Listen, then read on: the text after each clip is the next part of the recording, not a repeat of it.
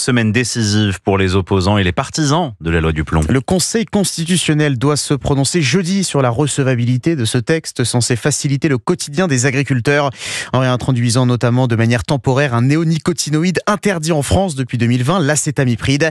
Cette mesure est vivement dénoncée par les opposants au texte, partis de gauche et militants écologistes qui s'inquiètent d'un danger potentiel pour la santé publique. Mais alors Yasmina Katou, que sait-on réellement des effets néfastes de ce produit ? Eh bien, de nombreuses études montrent que les néonicotinoïdes, dont l'acétamipride fait partie, augmentent le risque de développer un diabète de type 2, mais aussi des troubles du neurodéveloppement, notamment lorsque l'exposition a lieu pendant la grossesse. Sylvie Bortoli est chercheuse en toxicologie à l'INSERM. Il y a beaucoup d'études qui montrent des effets sur les capacités cognitives des enfants avec une diminution des points de QI.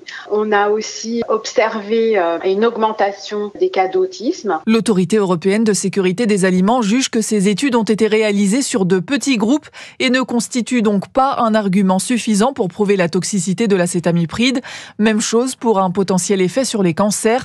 Les études n'ont cette fois été menées que sur les animaux. L'acétamipride augmente le nombre de tumeurs mammaires chez les rats exposés de manière chronique à faible dose. Chez des souris qui ont déjà un cancer mammaire, l'acétamipride augmente le volume de la tumeur et promeut le développement de métastases. Mais aujourd'hui, aucune agence de santé, qu'elle soit française, européenne ou internationale, n'a classé l'acétamipride comme cancérogène. Yasmina Katou, spécialiste santé à la rédaction d'Europe 1.